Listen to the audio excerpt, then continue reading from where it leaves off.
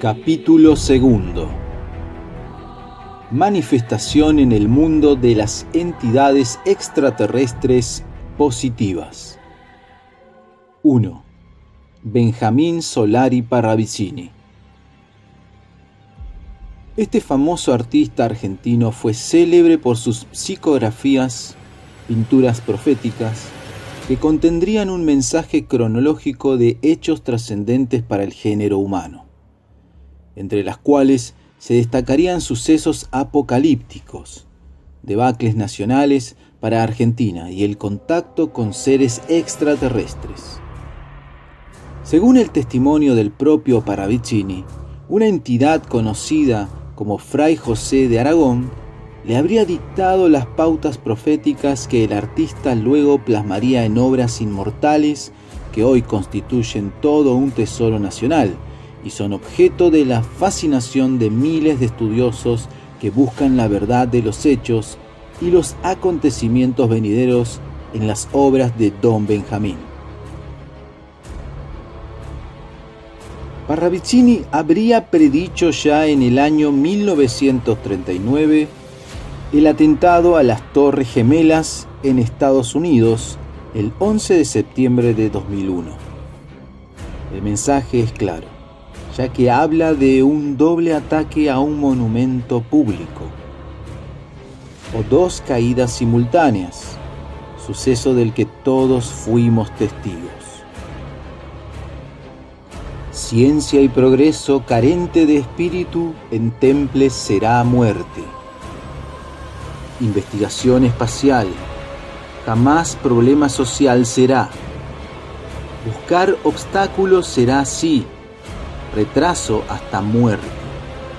La voz de la verdad llega al hombre que vio y supo del universo y su grandeza, de su pequeñez humana y de su soberbia inútil. La voz prevalecerá, otorgará el triunfo. Afluye ya sobre la tierra la fuerza del espíritu. Comprenderá al fin el hombre que fue en ceguera, y comprenderá igualmente que el mañana será de luz, y amará. El ser espiritual en la presente hora obligado está en decir a gritos su verdad. Si así no lo hiciere, dejará caer al humano ser dentro de un apocalíptico final.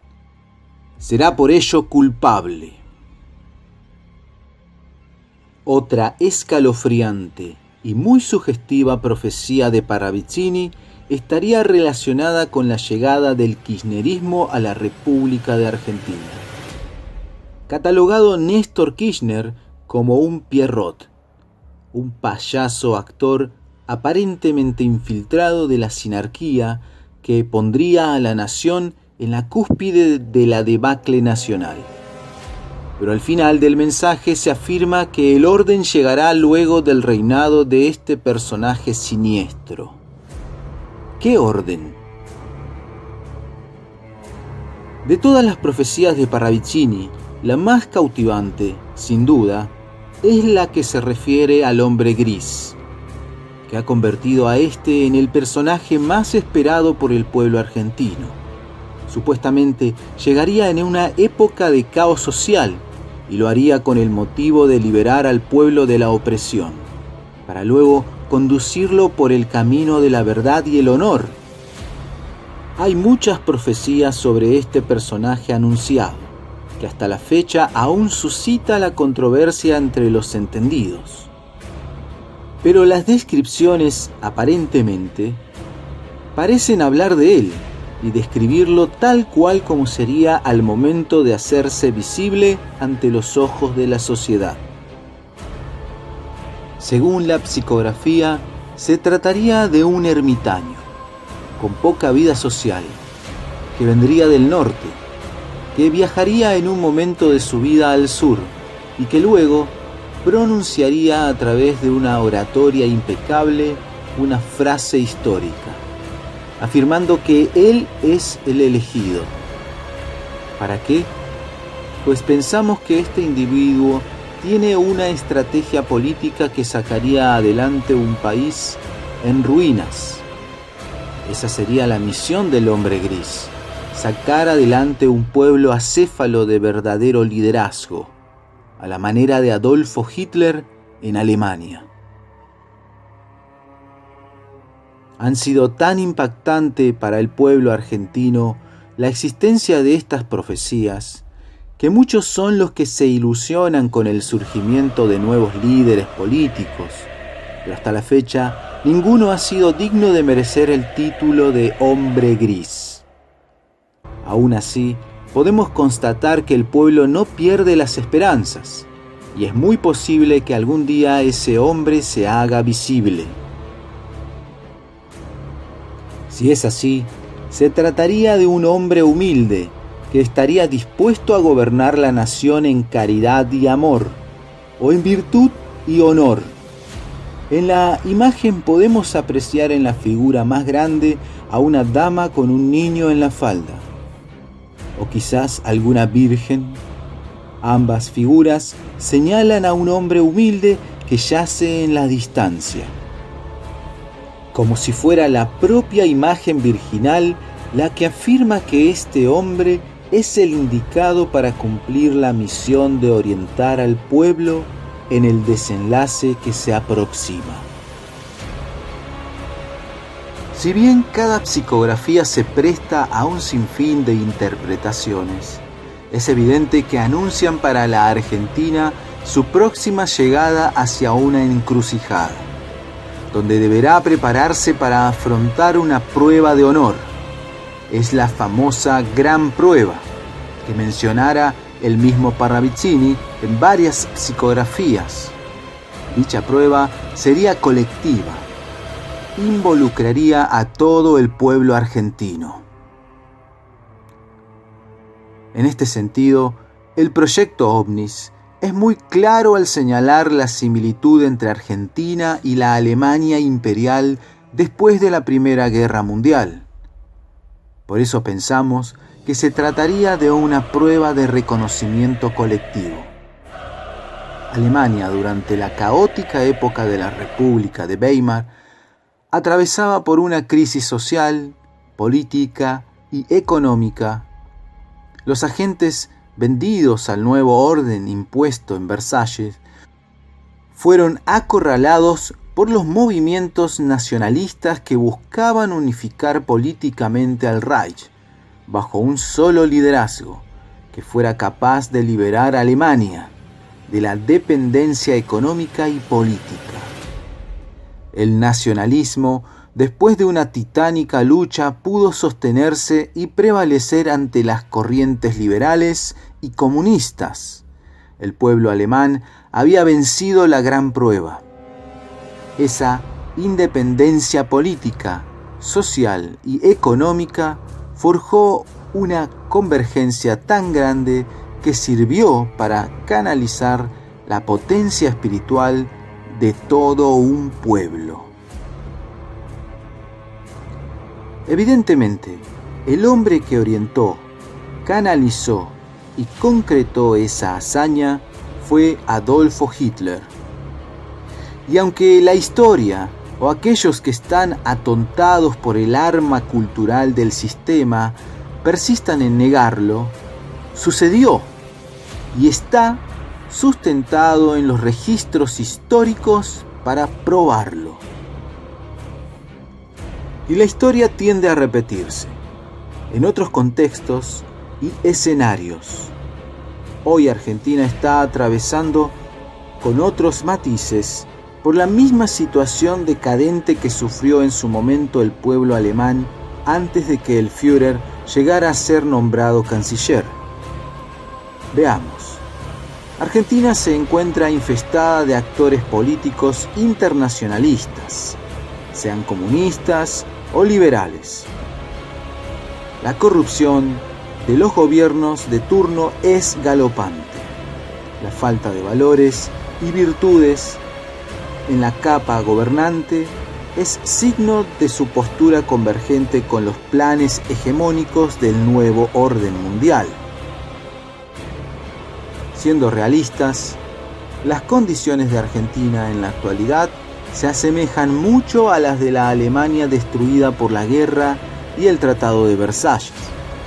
El pueblo está sin conducción. Hay una gran falta de liderazgo. Aquellos que dicen ser líderes, ya sean de grupos nacionalistas, conservadores, partidos políticos, grupos de obreros, etc. Ninguno de ellos ha demostrado la capacidad necesaria para sacar adelante al pueblo. Pero no solo es una cuestión de capacidad.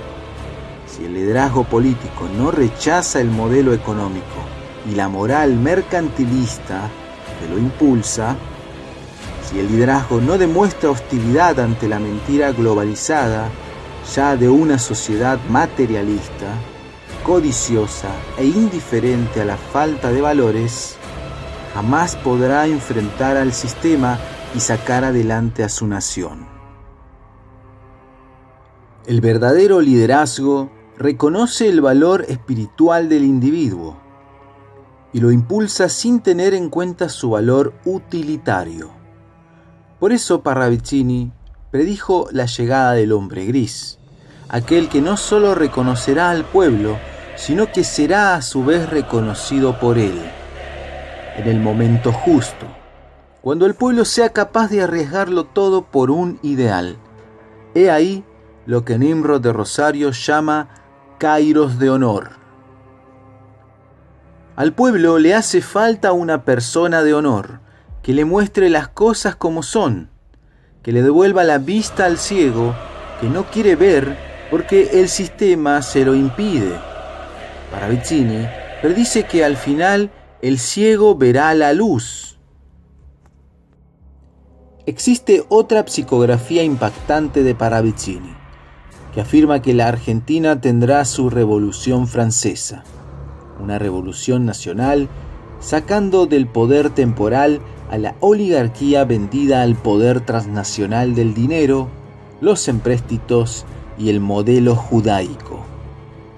Pero hay otro pronóstico escalofriante que afirma que si el pueblo no ve las acciones del hombre gris o su instante, lo más seguro será que la muerte y la sangre inunden las calles argentinas. Estaría diciendo que podría haber una guerra civil entre facciones subversivas del gobierno de turno con el pueblo humilde y trabajador, o lo que queda de las desmanteladas Fuerzas Armadas. Lo cierto es que la situación crítica de la patria argenta empeora día a día. Llega a la Argentina empobrecida un nuevo sol. Llegará el día en que la falsa palabra sea creída. Llegará cuando las aguas avancen en fuerza de ira. Cuando la salud física del ser ciego y atontado sea precaria. Cuando la tierra tiemble bajo sus pies. Cuando la intriga levante la masa, cuando el ladrón corra las calles sin ser aprendido, cuando la mujer grite por sus derechos y defienda causas políticas que no les conciernen, llegará con el 6 en el 6, llegará en mayo. 2. Nimrod de Rosario. Luis Felipe Moyano. El increíble suceso de la llegada al mundo de un ser mitad hombre y mitad extraterrestre.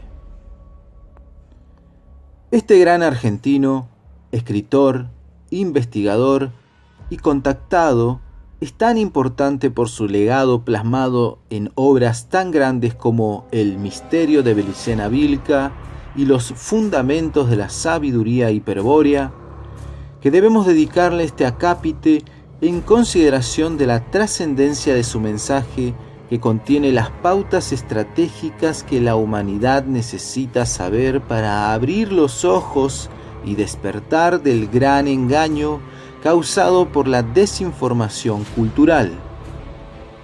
Al igual que Parravicini con sus psicografías, Nimrod de Rosario se habría manifestado para escribir la novela mágica de Belicena Vilca y reivindicar la historia de los pueblos gentiles que hoy se desconoce, habida cuenta de que la humanidad solo se sabe la versión bíblica del pueblo elegido, que ha distorsionado, robado y tergiversado nuestra historia para legitimar su presunta superioridad sobre las demás naciones de la tierra.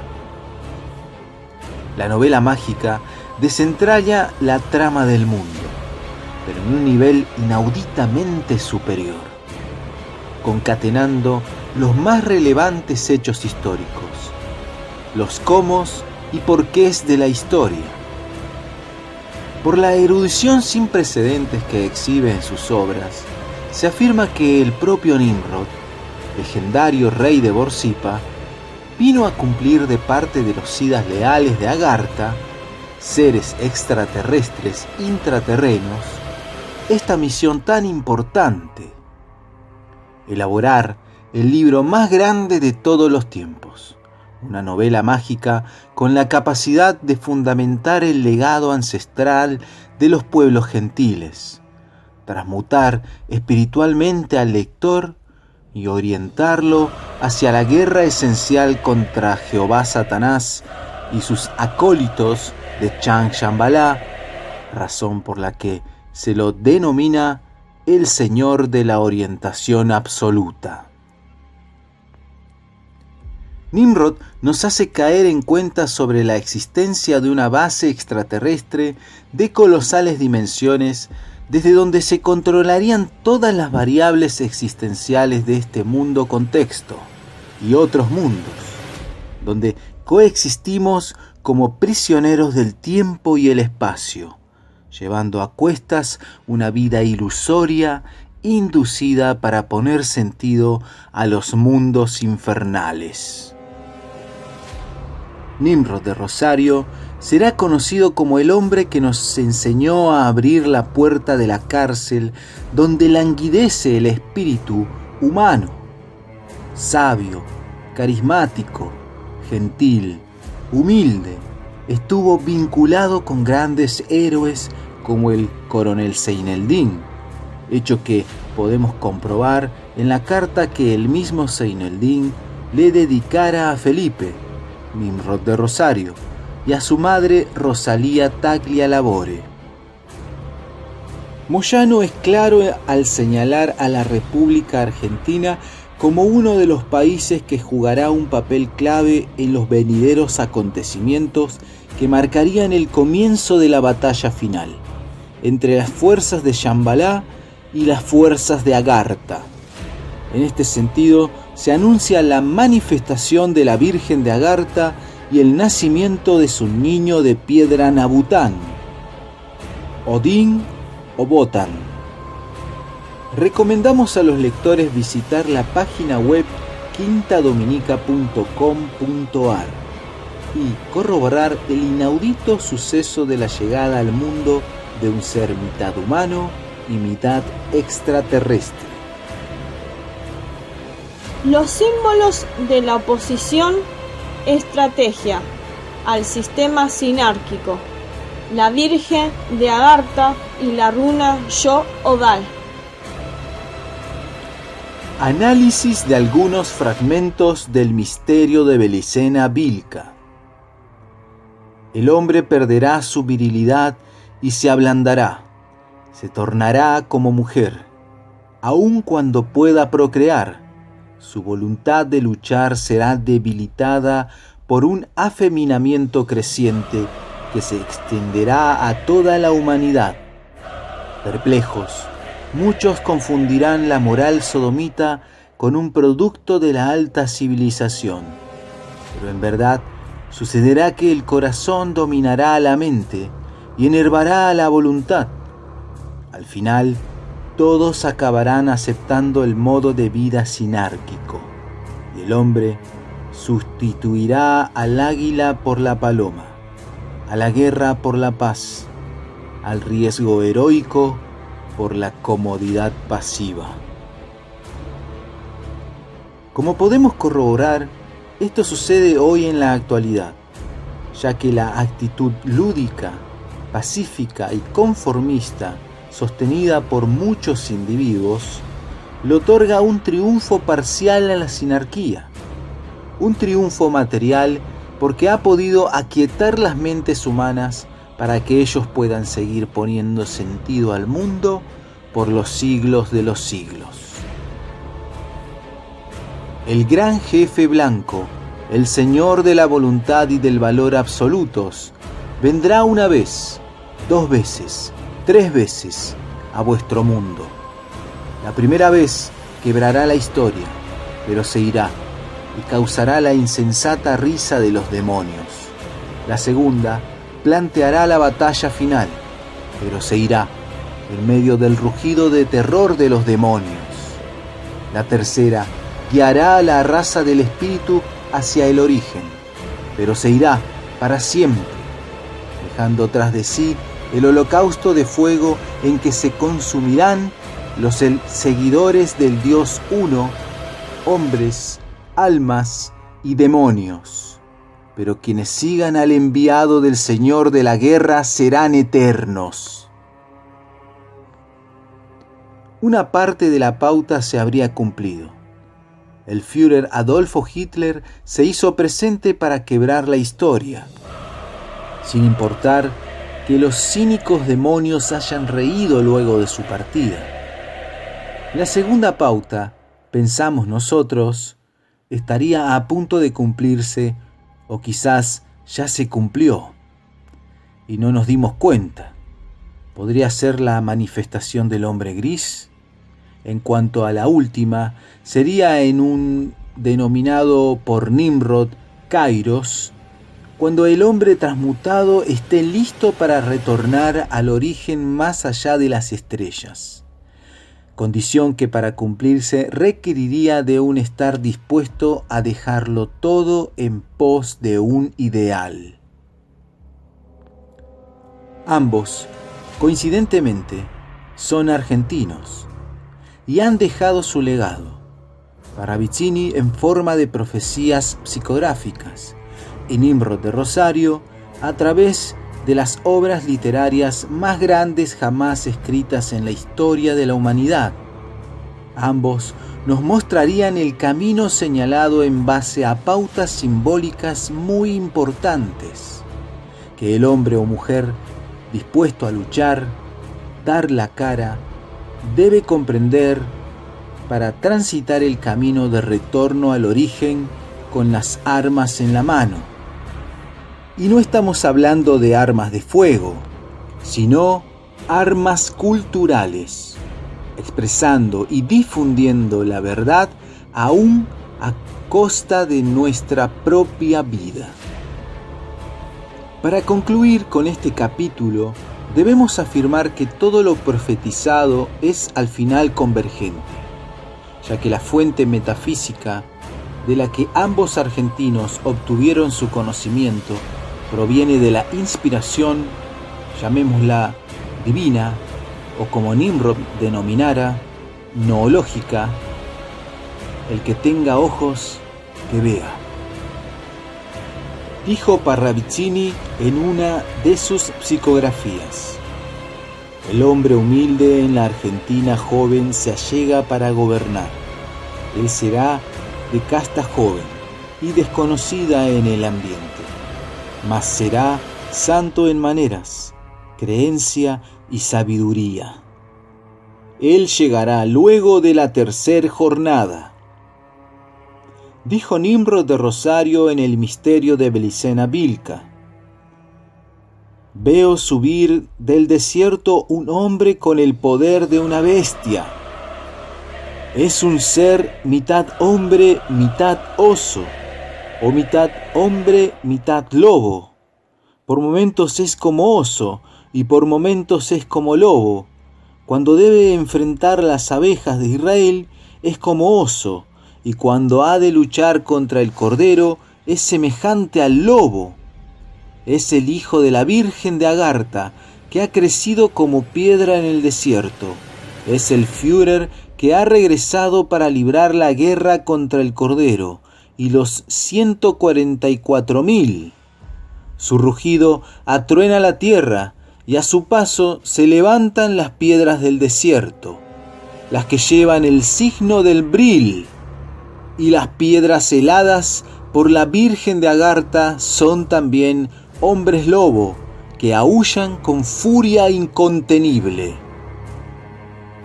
Evidentemente, ambas profecías coinciden en lo mismo: la llegada de un gran líder que luchará por el honor y las virtudes con un libro bajo el brazo y haciendo la señal de lo heroico, con el otro, desafiando al sistema, que Nimrod de Rosario llama la sinarquía, o los demonios y al mismo Satanás.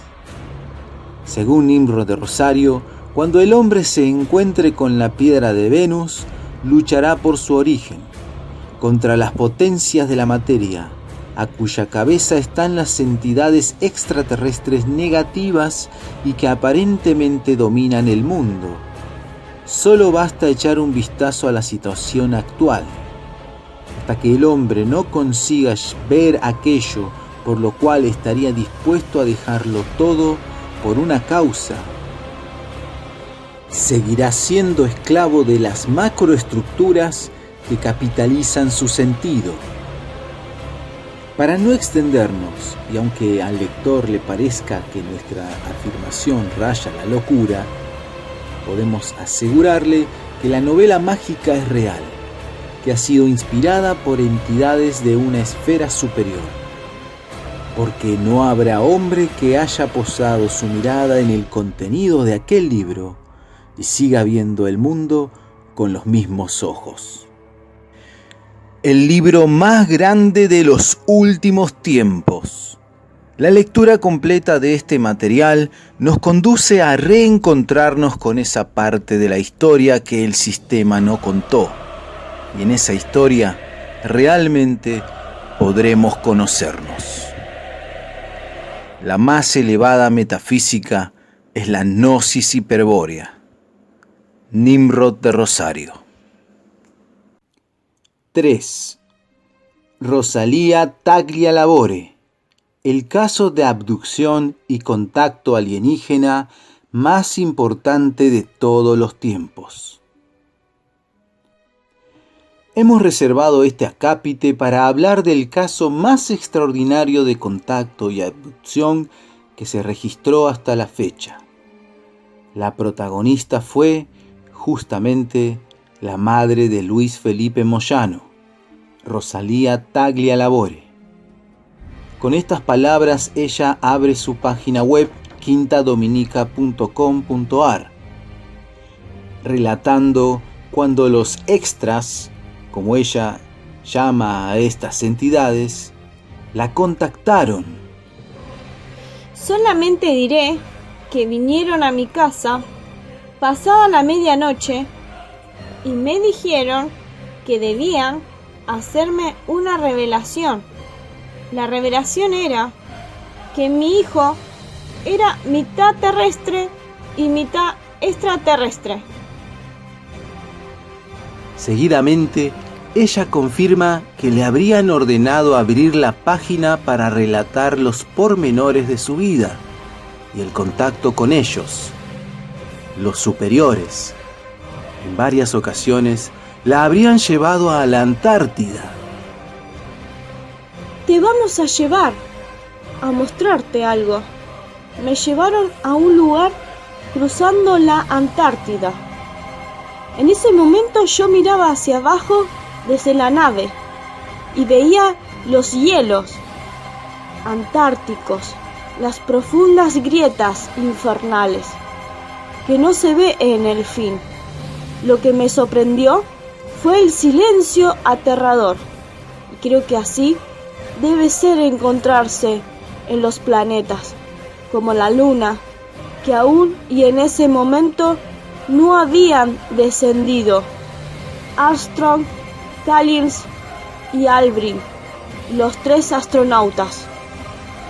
Continuando con la narración, ella asevera: Quisiera hacer notar algo que a mí hasta hoy me dejó intrigada. Fue la primera vez que me llevaron cruzando la Antártida. Yo desde la nave me distraje, contemplando ese paisaje subillagante, espectacular. Con la mirada me sorbía. ¡Cuánta cosa! Despertada mi curiosidad, ya que no sabía si me volvería a llevar.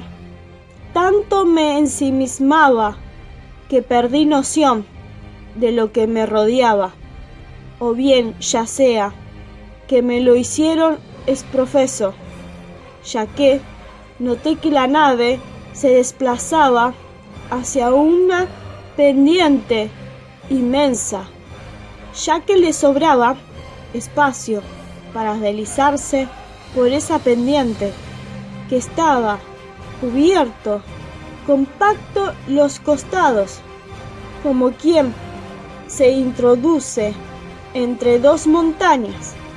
Ya sea que me distraje o bien me hicieron alguna trinquiñuela o una distracción inducida, ya que vi el deslizamiento empinado y luego no sé si se introdujo en algún precipicio ni sé a qué profundidad estaría, ya que el deslizamiento es imperceptible. Lo que sé es que me encuentro de golpe ante lo que yo di en llamar el paraíso. Esto es notable. No había sol, no había luz artificial. Sin embargo, la iluminación era total. Era una luz divina, como la del aura, pero todo radiaba un halo espiritual que no dañaba la vista, como ser la blancura del hielo de la Antártida, que más bien es cegador. Yo digo que es una iluminación celestial. El relato prosigue. Me depositaron en un gran campo. Casi me volví loca. Era una gramilla pareja. A pesar del suelo con pequeños montículos, como de 30 centímetros del suelo, la gramilla, una parte color rosa, casi un lilita esfumado, otra parte amarillo tirando a yema de huevo, también esfumado, y un celeste cielo, que yo me tiré y comencé a rodar, presa de una felicidad, casi un éxtasis voluptuoso, una locura nunca antes experimentada de sentirse cerca del cielo, sin el peso, el cargo de conciencia, como un bebé, un ser carente del lastre de este mundo, liviano como una hoja, sin culpas propias o ajenas, un estado celestial. Y de pronto el extra, luego que me dejó retozar, me dijo: ven que te mostraré algo. Y me llevó ante unos enormes, digámosle, piletones y me dijo: ¿ves? De esto nos alimentamos. Era un musgo. Yo diría, si tendría que catalogarlo, creo sería el más tuerzo. Por lo que conozco, es como uno que es medio serruchito y que se puede comer en ensalada. Se llama clorela, según ellos, el musgo. Y me dice: el musgo se llama clorela. Tiene los elementos vitamínicos que se necesitan para la subsistencia. María nos cuenta una abducción extraordinaria en la misma carta y que habría ocurrido en el invierno de 1969, cuando, como ella dice, no existían los alimentos transgénicos, la clonación, etc. En otra oportunidad me llevaron y me dijeron: ven que te mostraremos algo. Me encontré dentro de un lugar donde había un gran rollo de alambres de púas que rodeaban el paredón, y me dicen: el extra, ven que te mostraré algo. Lo sigo y nos detenemos junto a una puerta blindada como las de los bancos, arriba curvada en media luna, la cerradura con combinación y grandes pernos la hacen girar hasta que abre y me dice: entra, entra. Y era un gran pasillo, o mejor un túnel, que no se veía el fin. A los costados de cada lado de la pared, y de pared a pared, sería de 2 metros de ancho. Había camas como las cuchetas, pero empotradas en la pared, de 4 pisos. Había muchachos rubios, solamente con un slip. Tenían el vello del pecho, los brazos y las piernas rubios, y unos físicos que jamás vi hasta ese día. Un físico que no se logra con ejercicios, a no ser con anabólicos, o no sé, eran todos iguales, como clonados. Yo diría de 20 a 25 años. Tenían los ojos cerrados. A lo que yo le dije: ¿están muertos? Y me dice: no, dormidos. Pero hay cuando despierten. Y me dice: vamos. Y antes de salir, manipuló algo que estaba en la pared y que mantenía la temperatura ambiente. Salimos y el extra sigue unos metros y había como un mostrador con una varita de unos 3 a 4 metros y le hace una veña al que estaba en el mostrador y le dice: mi general, ¿con ella qué hacemos? ¿La llevamos arriba o abajo?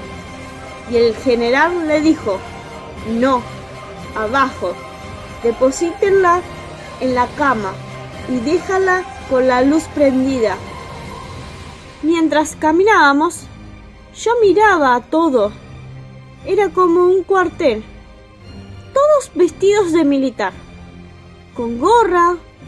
Cada militar se movilizaba hacia otros militares y les entregaba unos partes internos de la institución. Pero vi que no eran como los militares nuestros. Y le digo al extra: ¿qué es esto? Y me dice: un cuartel. Y le digo: no, el lugar donde estamos. Y me dice: Berlín. Y le di la última mirada a todo. Y vi que los uniformes eran de otro color. Y la gorra, otra guarda. No recuerdo más. Y me veo en que me lleva en brazo. Me depositan en la cama y quieren prender el velador. En cuanto a la forma de abducción, María nos dice: algo que quiero dejar muy en claro: nunca, pero nunca, de las veces que vinieron, hicieron contacto o me llevaron. La nave se destacó por luz alguna. Nunca vi el arco iris de colores, de avistaciones ni círculos quemados donde posaban su nave. Siempre, ya sea cuando se dejaban percibir o simplemente cuando venían a buscarme, a traerme, o simplemente los divisaba, ya sea suspendidos en el aire o posados en algún sitio. Jamás vi luz de ningún color. Es lo que en repetidas oportunidades me dije: si alguien ve esta semejante nave oscura, se muere de terror. Es por lo que me decían que me sacarían el temor y a cambio me darían otros sentidos, ya sea reforzarme el humor. Yo creía que sería porque me asustaría de ellos, pero dejó bien claro que tanto con la ropa común, nuestra o con buzo, no tenían nada desagradable pudiese producir temor. Además, como ya expliqué, que si ellos creían conveniente, me daba la posibilidad de hablar. Si no, tenía la lengua dormida. A continuación, queremos terminar este acápite con dos importantes mensajes de Rosalía Taglialavore, que para nosotros sintetizan el fondo del mismo, no sin antes aconsejar a los lectores estudiar detenidamente todas las cartas de María. Me puse a los gritos. Vino mi hijo y le conté y me dice: «Ah, por fin ya lo viste». Y me dice: «Sonsa, si de ellos descendemos, somos lagartos de agua». Y yo quedé aterrada. Cartas de María, 12ª, página 35. Aclaro algo que es sumamente importante y casi diría de seguridad nacional: que Argentina fue elegida, privilegiada, con el don de poseer por primera vez en el mundo la visita, el contacto personal de seres de otras galaxias. Por lo tanto, le cabe solamente a Argentina evaluar e investigar el hecho. Yo, como argentina, me debo a mi país y a mis fuerzas armadas. Me resta decir que no quiero nada, no pretendo nada. Todo lo que tenía que decir ya lo dije. Solo me resta esperar, como me lo indicaron, y solo de mi proceder será el buen resultado, por lo cual no quiero ni debo defraudarlos, ya que los primeros perjudicados seríamos mi hijo y yo. De ahora es más, nada será como era entonces. No puedo borrar con el codo lo que escribí, con la mano. No puedo borrar lo que está escrito en el universo. No tengo el poder de paralizar el mundo para que no gire. No puedo parar o interrumpir la misión específica de la humanidad hacia el cosmos. No cree este mundo. Solo soy creación de él. Soy parte de la humanidad y por lo tanto un engranaje de esta maquinaria que, nos guste o no, sigue su proceso evolutivo que nada ni nadie puede evitar interrumpir, detener u obstaculizar. Creo que estamos en el final de los tiempos y el planeta debe rendir examen por la superación de los ciclos, mostrar su poderío atmosférico en todas sus formas, diluvios, huracanes, terremotos, maremotos, sequías, nevadas, volcanes, etc.